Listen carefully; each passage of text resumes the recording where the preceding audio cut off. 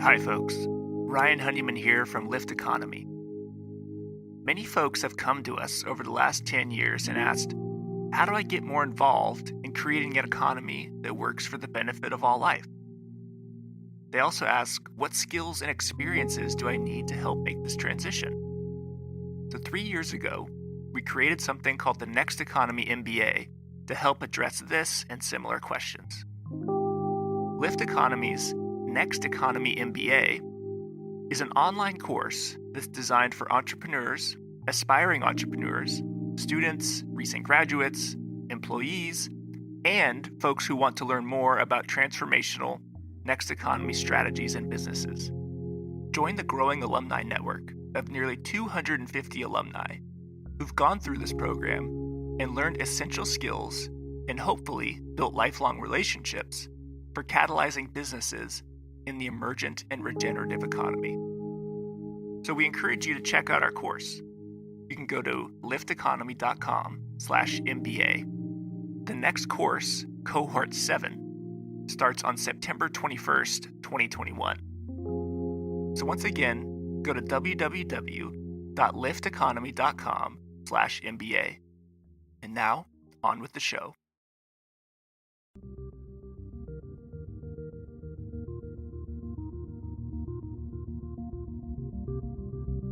Welcome to Next Economy Now. The goal of this podcast series is to highlight the leaders who are taking a regenerative, bioregional, equitable, democratic, racially just, and whole systems approach to creating the new economy. I'm excited today because I have the privilege and honor of interviewing Penny Livingston Stark. Penny is one of my greatest teachers and sources of inspiration for the work that I do at Lift Economy and working to create and grow the next economy. And today's interview will also be kind of kicking off a series that I'm excited about within Next Economy Now, looking at how ecoliteracy informs all of our work, a story that I don't often get to tell. Thank you, Penny, for making space and time to join us today. Thank you for having me. Definitely my pleasure. And I wanted to start with the term permaculture. I use it sometimes in my work, and I sometimes get people who seem to recognize it a little bit, and sometimes I get a confused look. And I generally in discourse kind of with folks find out that they've heard of permaculture but don't quite understand it maybe in the way that you and I do. I'm wondering if you could share kind of your understanding of permaculture and maybe how it intertwines into your story. Great. So a lot of people get permaculture confused where they think that it's really about gardening tips or agriculture or something like that, but it's not. It's much bigger and deeper than that. It's a design system, a design science that's rooted in observing natural ecosystems.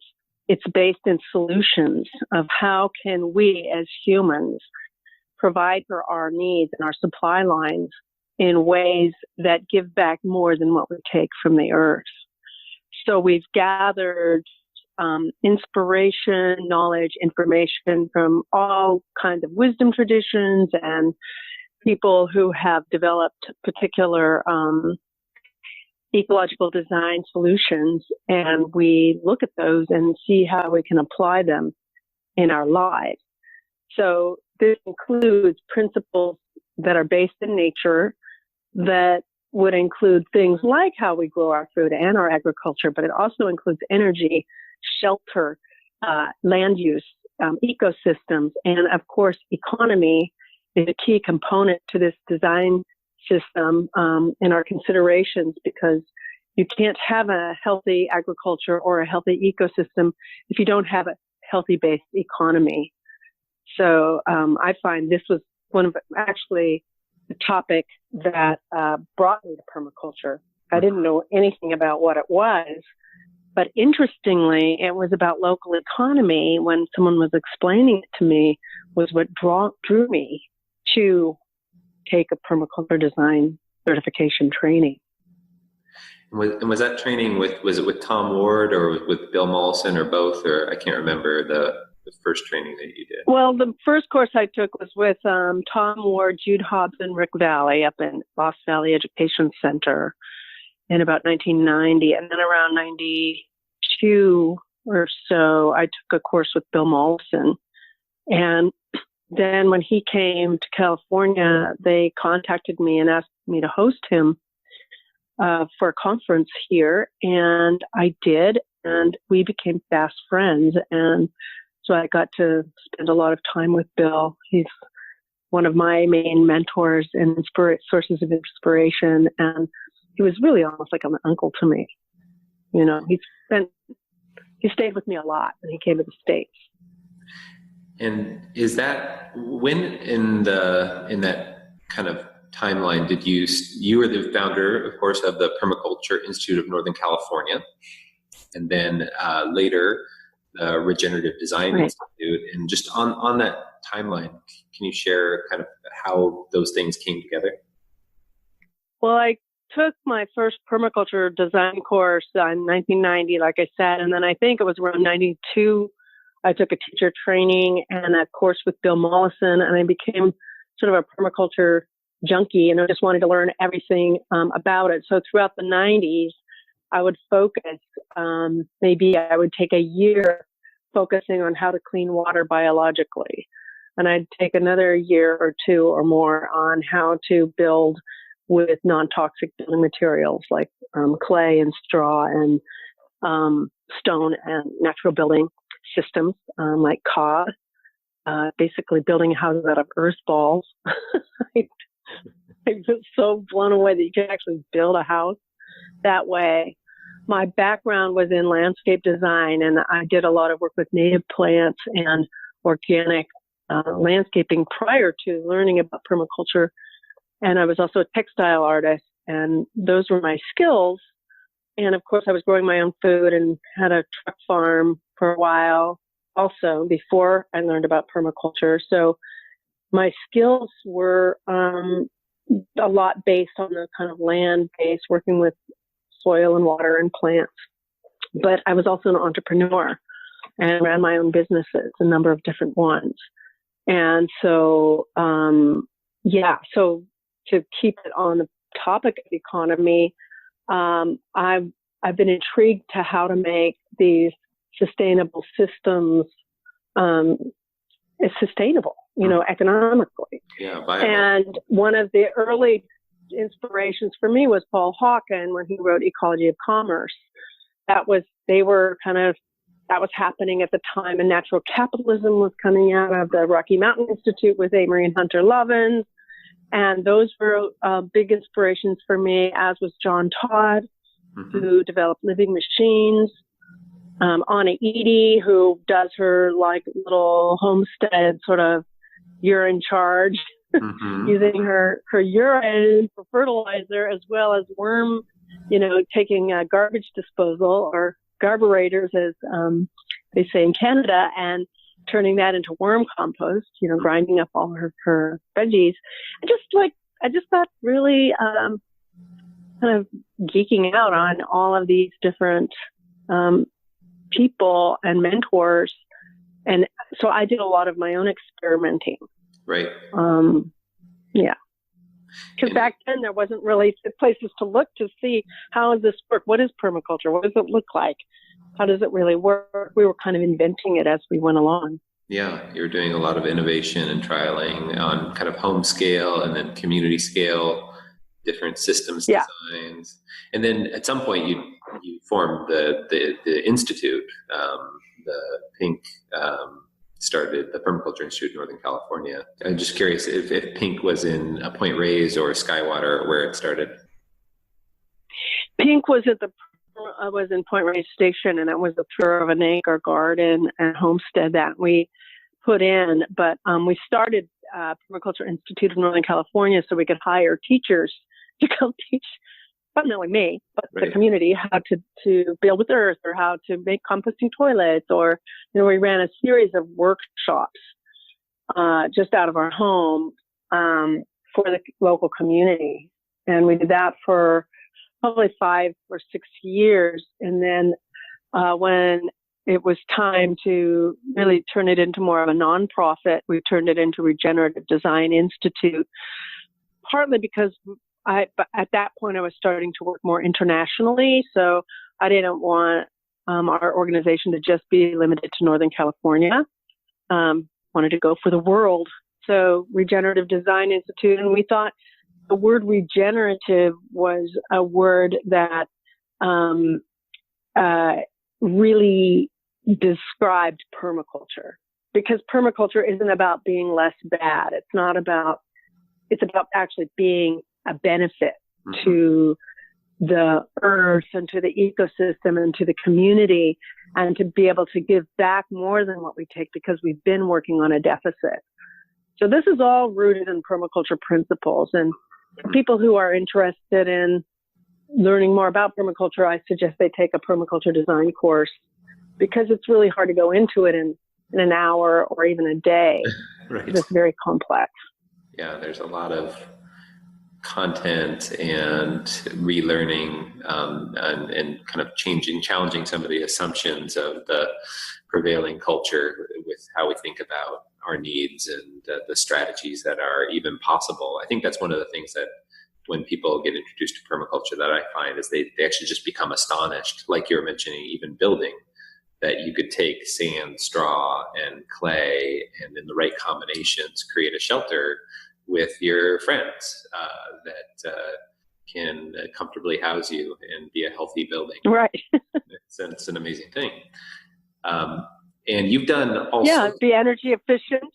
Right. And you've tried on a lot of these systems, not only in the abstract in terms of study, and you've done all these things. Do you want to share some examples of some of the work that you've done at different scales that just stand out that to you as good showcase examples of where permaculture design it kind of maybe either intersects with the economy or with people's needs in ways that might be surprising to people? Okay. Well, how much time do you have? Well, to start with, the system of digging a pond to create habitat, and in this case it was so our ducks could have a pool party in between eating bugs in the garden. We dug a pond, and with the subsoil from the pond, we built an office for myself, 120 round feet office that was integrated. So the roof water from the office would go into the pond, and the ducks would interact with the pond. And then in order to keep the pond topped up, I was inspired by John Todd on how to build gray water systems through his living machine technology.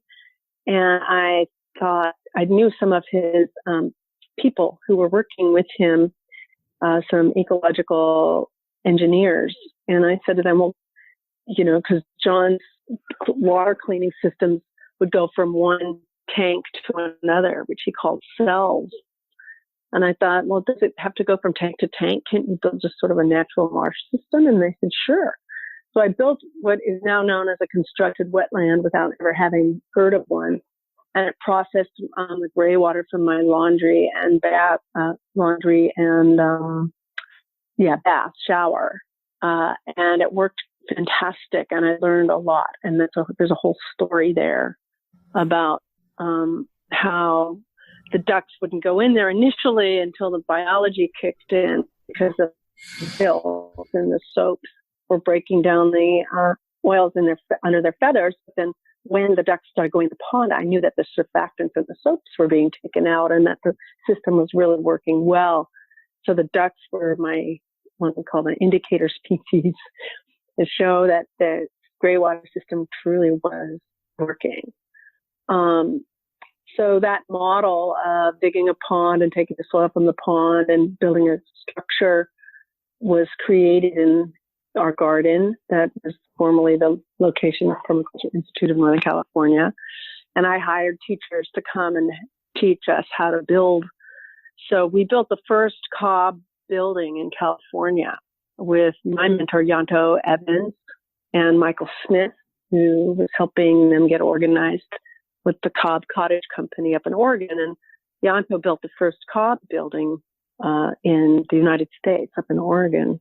The Welsh technology, cob is a Welsh word, and Yanto was a Welsh man and brought that technology from his home. Anyway, I'm really into lineages. It's a big piece. And then I also started applying permaculture to landscaping and site planning.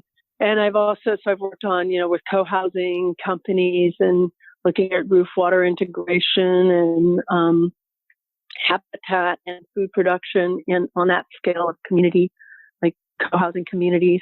Yeah. And then also, we had 200 acres that did a big restoration project where we did some earthworks, actually with Bill Mollison's bulldozer operator.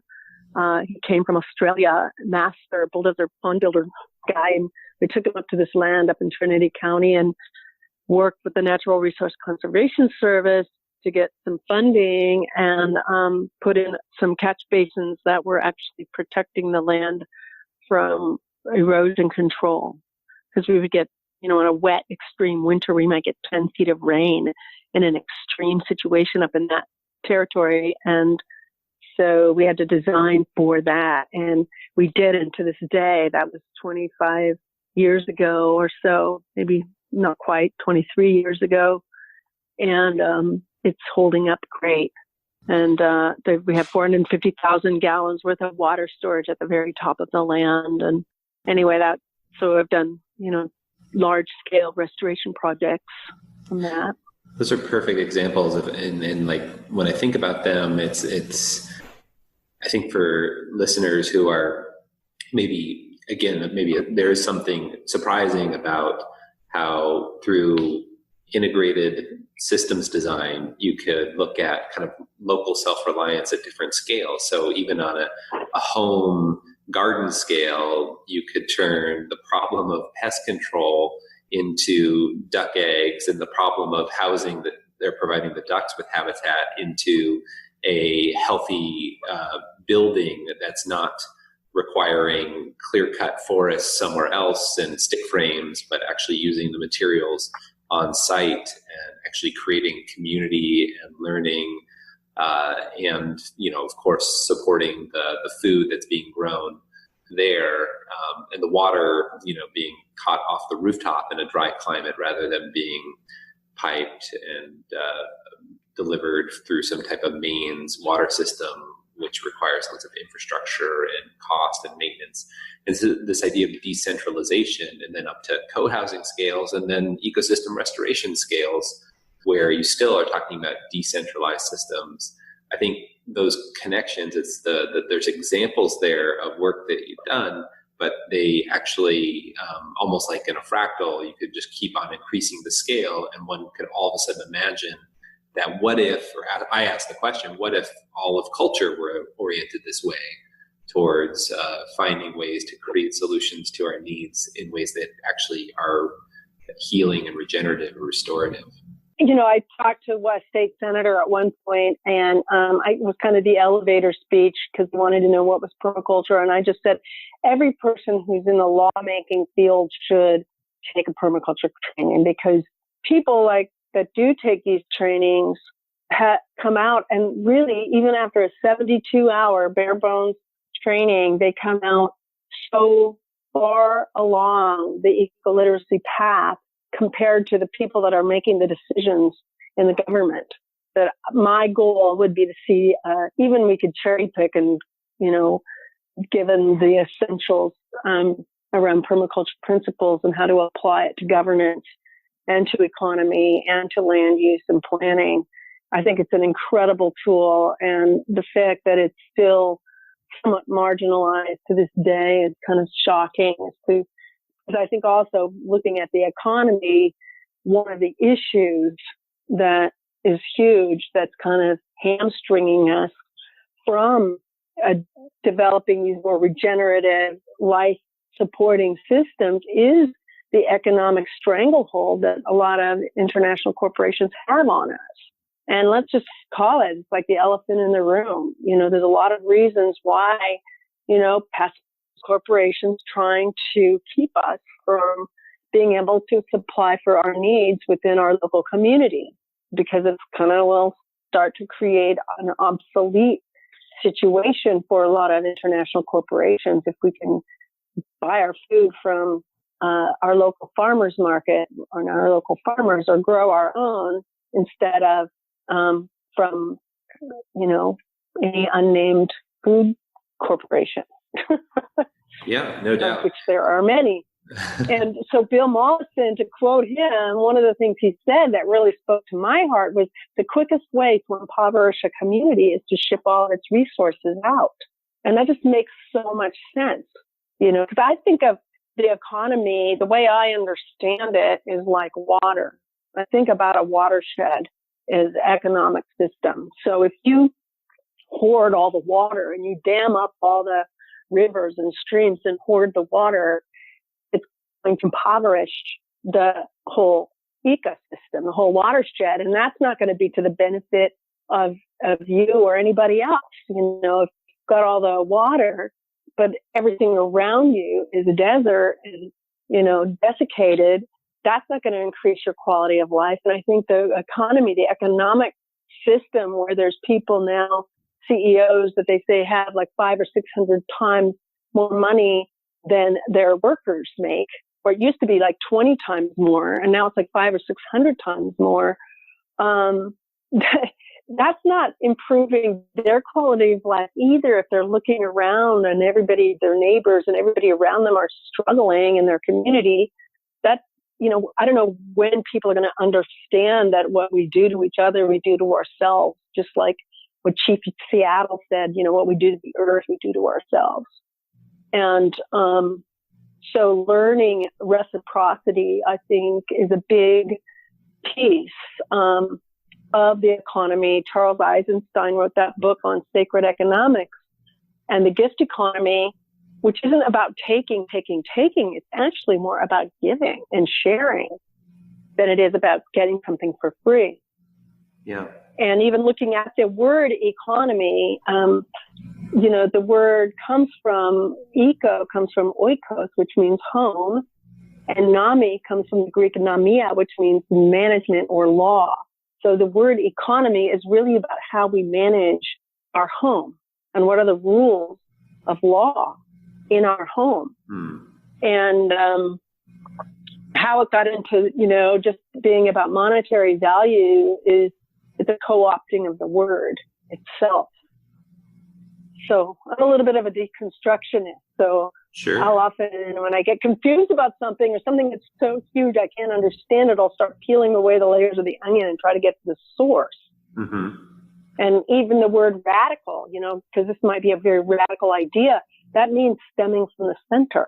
It means stemming from the root. Yeah. And that's how somehow turned into this, like, oh, we're so out there, we're so radical. On the edge. Well, actually, no, we're actually stemming from our core, from our center. Right. Is where we're coming from.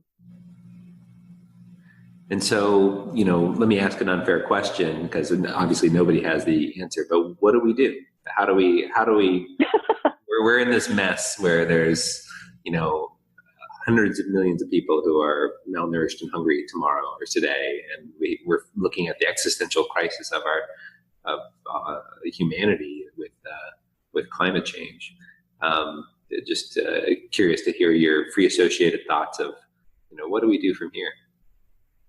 Well, it's an interesting question, because another thing, to quote my great mentor, Bill Mollison, he said, it's not about one or two people doing magnanimous things. It's about millions of people doing small things, and even the simple thing that if everybody could start becoming ecologically literate in their own home, they could, for example, learning where your water comes from. When you throw something away, where's that away? What's downstream from you? What are you downstream from? Understanding where's your food come from. People want to look at their connection to the earth, look on their plate. What are they eating? Do you even know what's in your food? Can you pronounce it? The ingredients? And knowing the integration of what we put in our bodies, what comes from the earth is what we put in our bodies. And as I'm aging, I'll tell you what, you want to look after your body.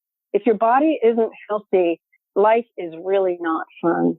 And so it's in our own special self-interest to also look after our home, to keep our bodies healthy, because aging will come. If you're lucky, you will get old. And it's not for the faint of heart, I've learned. You've got to really, that's when the chickens come home to roost, as they say. You've got to, it's how you've been living your life and what you've been putting in your body is what's going to start, you'll start seeing those effects as you get older. So as we're entering into the booming baby boomers aging time, health has become a real fad. People are getting, also when people get scared enough, they'll change.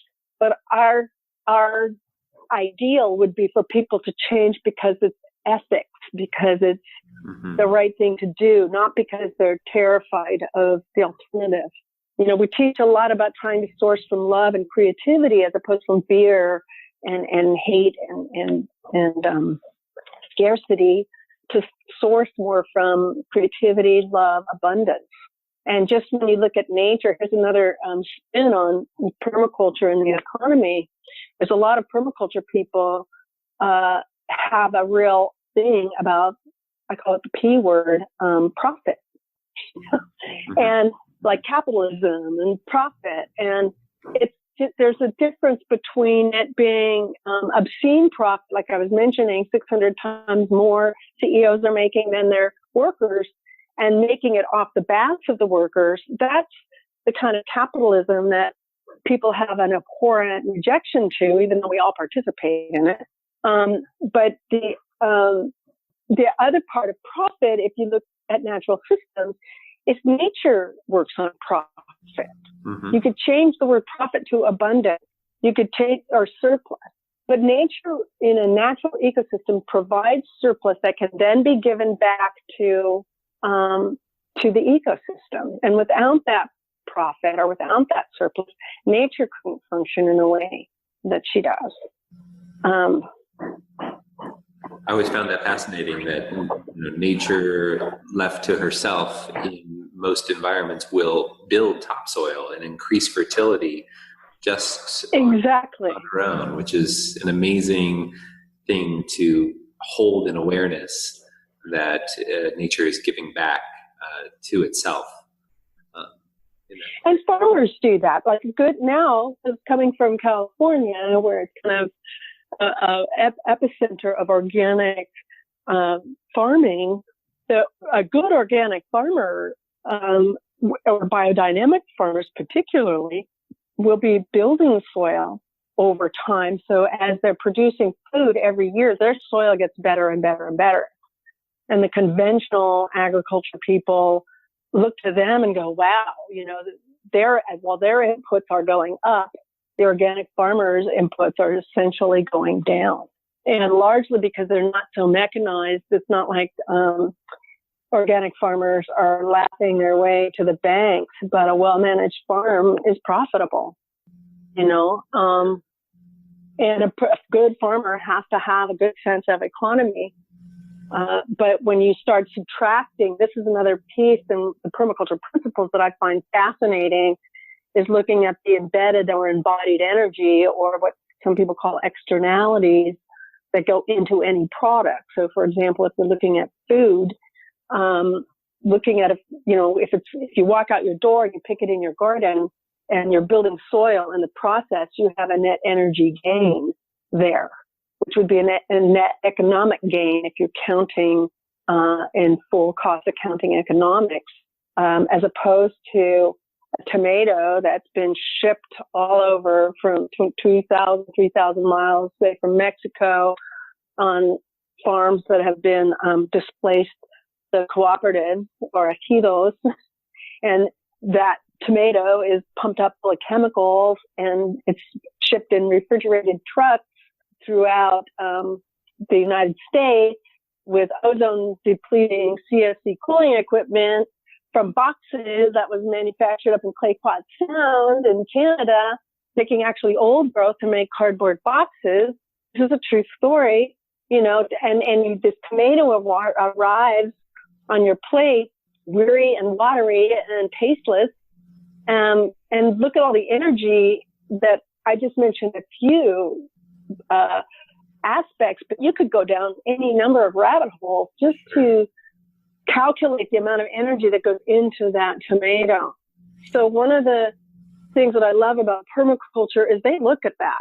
They look at the embodied or embedded energy in a product or service as one of their calculations, or I should say one of our calculations on how we make our decisions.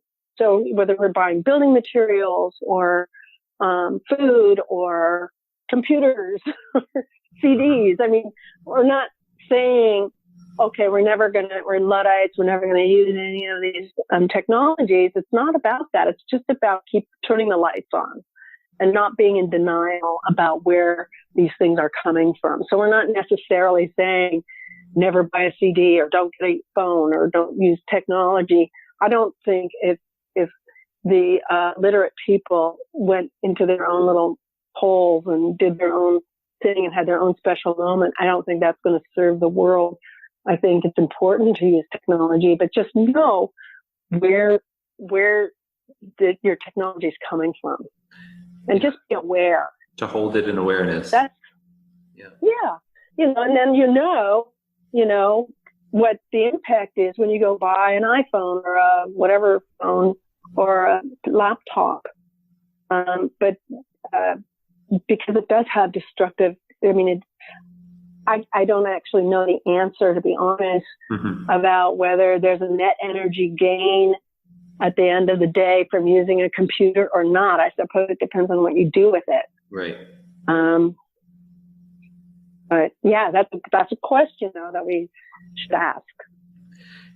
This idea of awareness, I think, is one of the things that I really admire about your work.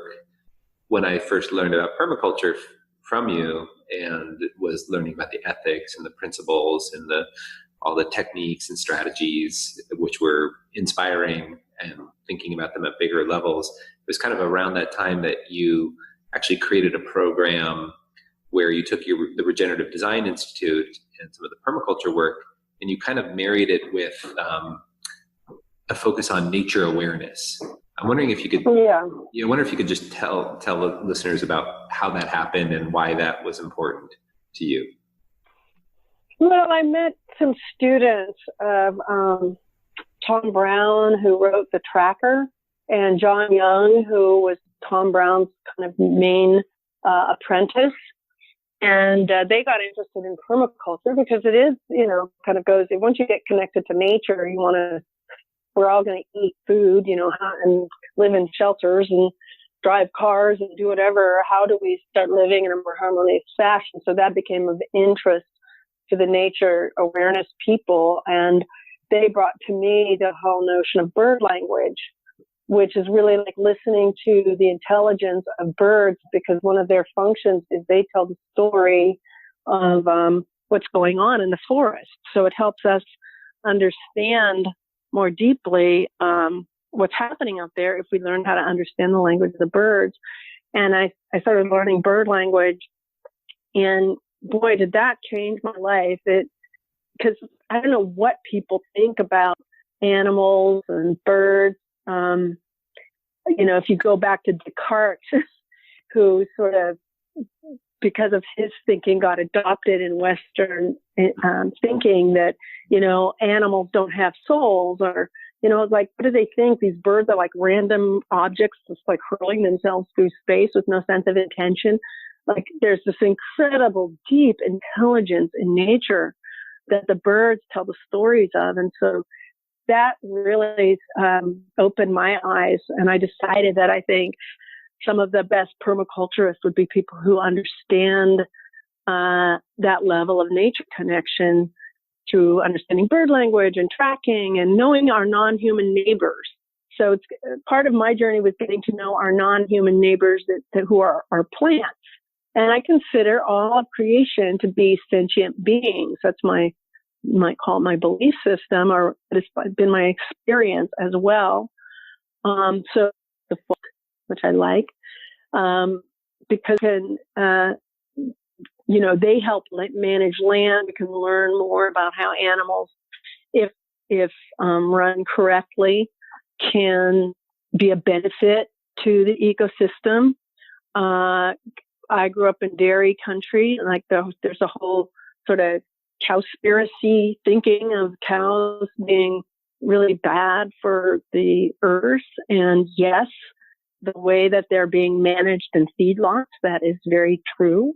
But if learning how to mimic the wild herds, they are actually sequestering atmospheric CO2 through proper grazing, where actually grazing cows properly on grasslands can actually sequester atmospheric CO2 and put it back into the ground through the roots of the plants in huge amounts. So there's been studies, there's science behind this around carbon farming. And, so a good dairy farmer might consider themselves to be a grass farmer because they're finding out that grasses actually sequester atmospheric carbon in some ways even on a more permanent basis than forests. So there's been this kind of assumption that anything, if you eat meat or dairy and you support the cattle industry, you're bad or you're living a very unregenerative life. And depending on where you buy your meat or your dairy, that could be true. But it's also not always true because there are now ranches that are running their cattle in ways that are restoring the grasslands and the meadows. They're replacing, like in the territory where I grew up in West Marin, there used to be 300,000 elk that would come through the land there. Mm-hmm. Think about what that kind of disturbance would be. And they all got assassinated and fled to the north when the settlers came. And so the cows have kind of replaced them. And it went through a time of really land degradation over, a few decades of bad land management. And now the ranchers there have learned ways to start regenerating the land. And I've lived in that area for over 60 years, and I've watched the land restore itself and erosion patterns go away because of proper land management that the ranchers have learned in the last probably 15, 20 years. And so just to say, like, you can't point to a thing and say, oh, this is bad, or this is causing the problem. The whole thing is very systemic. And I think that example just illustrates how education and ecoliteracy can restore a whole ecosystem, especially if you're a rancher that controls 2,000 or 3,000 acres or whatever of land, anywhere between 300 and 6,000 acres. A lot of these ranchers are managing. Mm-hmm. And what I found is that a lot of these conservative ranchers have a much more profoundly positive land ethic than even a lot of environmentalists I know. I'm saying something really controversial, but there's a lot of really knee-jerk environmentalists that don't understand ecosystems, but they love the earth and they want to preserve the wildlands. But then what stresses are we putting on agriculture? There's a huge chasm between environmentalism and agriculture.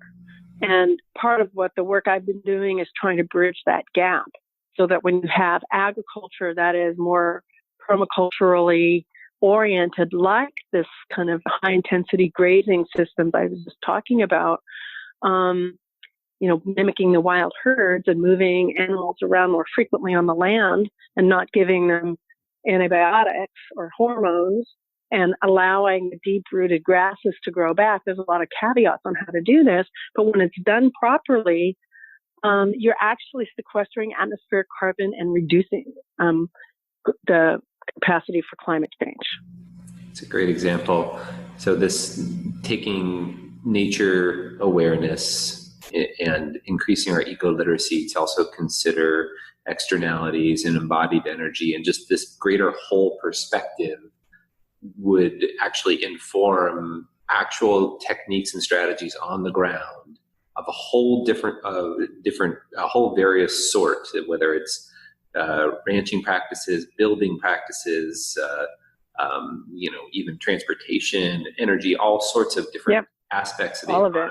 If we have this awareness, this literacy, and this whole system's kind of connected sense, it changes everything, and we become more discerning, so that less siloed of farmer rancher versus environmentalist and these kind of things. There's more middle ground and more integration if we take this broader perspective. And I think that's one of the gifts of permaculture to the economy, I think. Yeah, and another person that we haven't talked about yet is the other co-founder of permaculture is David Holmgren. And I don't want to leave him out of this conversation because he really has also a vision of regenerative economy and the way that he sees it. And I really appreciate this because we know that if you just keep feeding the economy that the dominant economy that's happening now, it's either going to explode or implode, but it's not sustainable. And it's already, we've witnessed a number of crashes and to great suffering of a lot of people, but we know that it can't keep going the way that it's going. So we could keep feeding it until it explodes or implodes, or we could pull our money out and see what happens there. But what David was talking about was creating, and I think this is happening now, is parallel economies. Mm-hmm. So that once we can start gradually moving our money out of an unsustainable economy into and supporting more, sustainable or regenerative businesses or local businesses or businesses that have the ethics that we believe in, and start diversifying. It's based on the same diversity principle in an ecosystem, as opposed to monoculture where somebody's planting only one crop, or you see a forest where they just go and plant, lodgepole pines everywhere. It's a setup for fire, which is happening. We're seeing them all over the West now. And because there's this lack of diversity in the forest or on the land, you can apply the same thing to businesses and to where we're putting our money. And now there's the whole cryptocurrency systems that are coming in pretty strong. And this may be the future of money, is having these multiple currencies. Mm-hmm. And that would fit a permaculture principle around redundancy and diversity. Just like if you have skills that are multiple skills in your life. So if one business, for some reason, the bottom falls out from underneath it, you've got something else to fall back on in your life to make money, Yeah. It's a pretty basic principle, but the point of it, the goal of it is for stability and resiliency. Mm-hmm. That's what we're looking for here. Yeah. And the one that's happening now is so top heavy, it's very brittle. Very brittle. Mm-hmm. And I think that's, I think it was when David Holmgren visited North America and you hosted him at Commonwealth, the property that you were stewarding for the Regenerative Design Institute. Mm-hmm. I remember him saying something like, monocultures, there's nothing more competitive than a monoculture. Everything needs the same resources, everything's at the same kind of standing, and there's a fight where a diversity or a polyculture enables all of this connections and access to different resources, and then transactional interactions, which create that resiliency. And the business as usual economy, we see kind of discounts resiliency down to zero. It's worth nothing in the standard economy, and so it is quite brittle. So we can inform our thinking about the economy and the design of it by learning from nature. How does nature develop and grow ecosystems? Yeah, exactly. And understanding deeply the benefits of an ecosystem, where it used to be taught and like environmental science how competitive a forest was, competing for sunlight and competing for water and competing, for space and all this, until they started understanding more deeply that there's actually more cooperation going on in an ecosystem than there is competition. And that's our opportunity as a species, really, is to learn how a forest works or how a grassland works, and actually apply that to ourselves. And that's that. It's a funny thing, on this podcast, people will be talking about different types of investment vehicles and different types of enterprise strategies and, vertical integration, or all these different things in terms of their economic strategies. And, on this interview, we talked about, learning from the birds and bird language, and actually appreciating how nature works. And it's actually being informed. Learning from nature could inform all of those other strategies such that they can be resilient and functional. And I think that's well, it's interesting. Mm-hmm. Yeah, what you said, because I don't remember this man's name, but he did a lot of kind of promotional, kind of inspirational speaking about entrepreneurialism and how he's made millions of dollars in all his different businesses, was because he actually helps his competition. He'll send them clients. He'll send them resources. Mm-hmm. Mm-hmm. While everybody else was competing with each other, he was actually helping support them, and they in turn would help support him. And he said that was one of the key reasons for his multiple successes. His key strategy was to help his competition. Yeah. And stop seeing it as a competition, but seeing people as colleagues and almost partners. Well, if we are managing our home or setting the laws and rules for managing the home in a way that works for everyone, then we're all partners in this. And I think exactly these broad reframings I think are very essential and easy, I think, for in the fast pace of the scarcity economy, the business as usual economy. It's easy to overlook the value of these ideas and ecoliteracy. But if we ground ourselves there, then we can greet the whole field of economy and enterprise and meeting needs from a different perspective. Right. Well, Penny, I'm really acknowledging that the gift of your time and sharing, and I'm really grateful. I'm wondering if there's any other stories or things that we haven't talked about that you think would be fun to share. I also know that you've gone through a life transition from the land you had been stewarding for a while. I don't know. And I also know, gosh, there's so many things. I also know that you've gotten much deeper into your study of some of the ancient traditions of herbalism. And I'm curious to hear about those things. Yeah. But I also want to honor your time and see what you might want to share, and maybe other ways that people could. I also know in that spirit that you're going to be doing more teaching at some points, and I'd love it if you could share about what the future holds for you in the way you're thinking about it right now. Yeah, well, so basically I moved from living in a permaculture education center in Northern California in West Marin County to a private home in the suburbs on Whidbey Island in Washington. And I love it. I have neighbors. I'm out of the bubble. I'm living in a Republican district. And so I'm getting to know people from very different walks of life that I normally might not have access to here. And I find it, I'm excited. So I'm at the moment, I'm sort of in transition. And so the best way to probably reach me is through my email, which is penny@regenerativedesign.org. And that's our website, is regenerativedesign.org.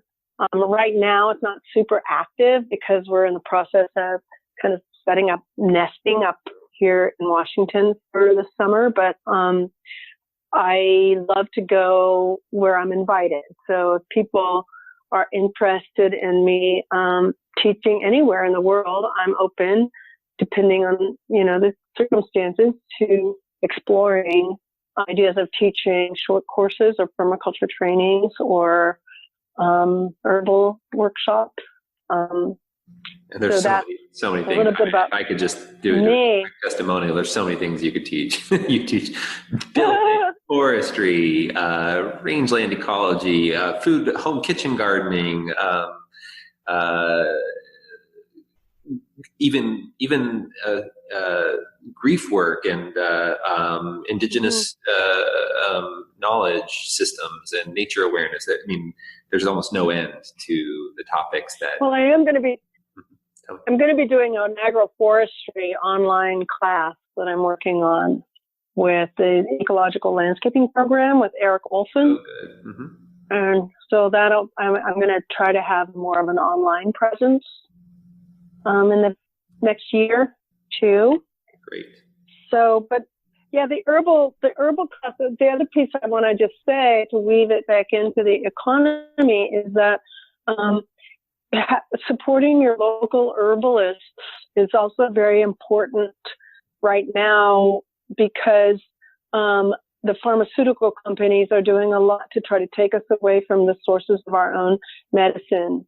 And so the local herbalists are people who have the knowledge of how to start caring for our bodies, do a lot of preventative work, which is where herbs are very potent, as well as remedial work. But so I think it's important to support our local herbalist spokespeople to keep this regulation from coming into play.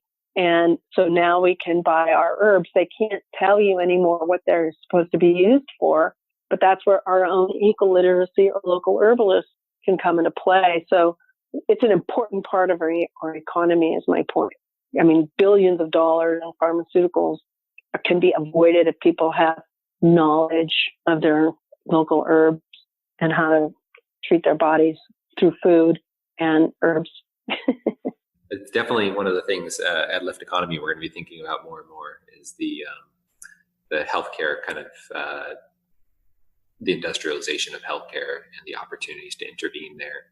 Yeah, and the person who took over our garden in Bolinas, the Commonwealth Garden, is our local physician, Dr. Anna O'Malley, and she's got a naturainstitute.org where she is working on that very thing.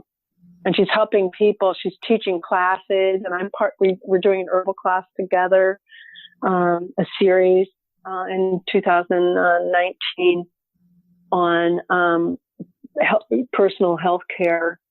And she kind of teaches them how the body works, the physiology, and I teach how the plants interact with that. Wonderful. And and her point is she tries to educate people so we can learn how to take care of this vessel that's carrying us around. Because like I said, if you're not feeling good or healthy, it's really not fun. It's when something's wrong with your body, and anybody who's had chronic anything knows this, that it's really important. And it's tied into the economy as well. Yeah, that's a really core component of it. Yeah, I mean, think about eating organic food. For example, one of the people at Commonwealth has been doing a body burden study where they look at toxic chemicals and how it works in your body. And she's saying that there's science now that's proving that eating organic food actually helps you detoxify your body. So there's both, like, you're not putting toxins in, but it's also helping you leach out toxins that aren't currently in your body. And one of the considerations weaving it back into the economy is if you are concerned that organic food might cost a little bit more, well, think about your medical bills later on. For sure. Yeah. It's an economic goal to stay healthy so you don't end up spending a ton of money when you get older. Yeah, and when you add that up on the level of society, it's not trivial at all. It's a major component. No. Well, I Yeah. look forward to tracking as you're going through this place transition and looking for continued opportunities to learn from you and continue to be inspired. And for listeners, Penny has given us a great platform to leap off from into more and more eco-literacy with other people who are some will be students of hers and friends and allies that she's influenced over the years. So I'm looking forward to going more into eco-literacy and how that informs our thinking about the economy. And Penny, you've given us some incredible insights that I think will be really valuable contributions to all the listeners. So thank you so much. Next Economy Now is a production of Lift Economy. To listen to all of our episodes, go to lifteconomy.com/podcast. That's LIFT economy.com/podcast. You can also sign up for our monthly newsletter at lifteconomy.com/newsletter. Please also rate and review our podcast on iTunes, Spotify, Stitcher, or wherever you get your podcasts. Thanks for listening.